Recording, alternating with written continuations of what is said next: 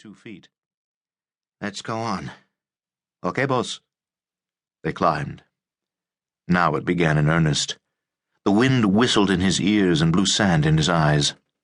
He noticed the names of tourists cut into the huge stones. He forced his mind to read them, trying to forget the height. The way was steeper still, and once the guide had to stop to find the path again. Barnaby found he was sweating. He cursed himself for wanting to do this, and paused to wipe his hands on his pants, one hand at a time, always holding on to the rock. And yet he knew that he had to climb the Great Pyramid. He would never forgive himself if he came to Egypt and did not try it. Quite suddenly, they reached the top. Barnaby, who had resigned himself to climbing forever, was startled to see a flat space some 10 feet square.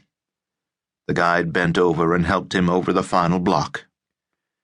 He stood on top of the Pyramid of Cheops, or Khufu. He felt his legs shake from relief and excitement, and sat down quickly to admire the view.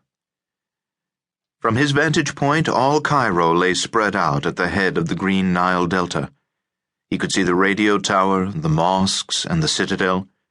To the south, on this side of the river, were the scattered pyramid fields of Saqqara and Dashur. And behind him, he turned to see them, were the 2 small pyramids of Giza, the burial chambers of Khafre and Mankure. He recalled standing atop the Pyramid of the Sun at Teotihuacan outside Mexico City and looking across at the smaller Pyramid of the Moon. It was a similar feeling, but this was different. Egypt imbued the view with a heavy sense of mystery and foreboding. He reached into his pocket for a cigarette, turning his thoughts to his problem.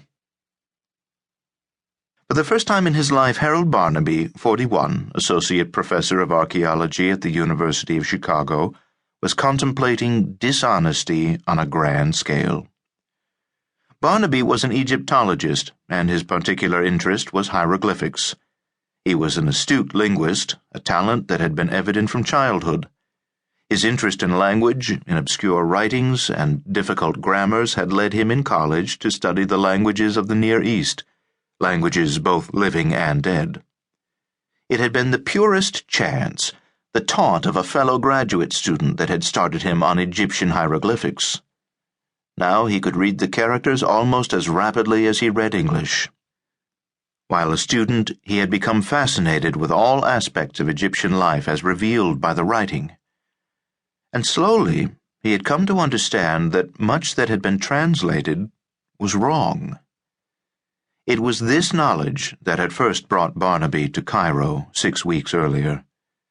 He had a grant to study previously translated papyri, for it was his contention that such a study would radically change all existing notions of life in the dynasties of the Middle Kingdom, an era of Egyptian history characterized by the spread of empire, fabulous wealth, and vast armies.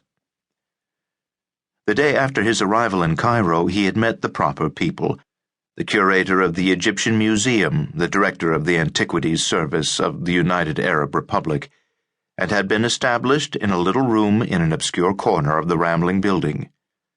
The room was bare, consisting only of a table, a chair, and a lethargic guard.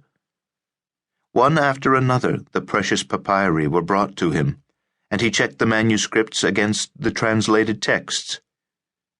He read of the military engagements of Thutmose III, 17 times conqueror of the Hyksos, of the court machinations of Hatshepsut, of the glories of Akhenaton. He reviewed, like an auditor, the messages, dispatches, and bills of pharaohs dead 3,000 years. A whole new world came to his eyes as he read. He forgot the guard and his foul-smelling cigarettes, forgot the heat and dust that streamed in through the open window, forgot the clanking noise of Cairo outside. He was completely immersed and completely happy. Until 2 days ago. Barnaby had been reading a document recovered from one of the tombs of the nobles, the rock-cut chambers in the cliffs of Thebes, Deir el-Medineh, across the river from modern Luxor. It was the tomb of a court major domo, a vizier named Butei, who had served one of the many kings who succeeded Tutankhamun in rapid succession, just which king was uncertain.